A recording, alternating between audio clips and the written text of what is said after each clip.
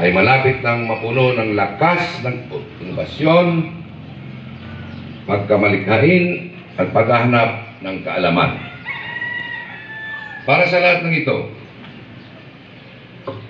tayo po bilang isang komunidad ay nagpapaabot ng ating taong pusong pasasalamat sa nag-iisang katalista para sa ambisyosong proyektong ito na pakikinabangan ng ating mga anak sa kanilang mga pangarap at sa kanilang kinabukasan.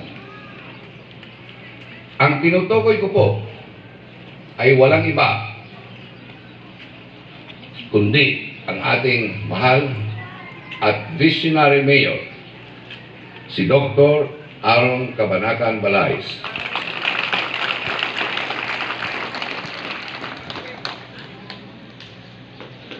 Nang pangarap para sa mga anak ng Barugo ay natupad na.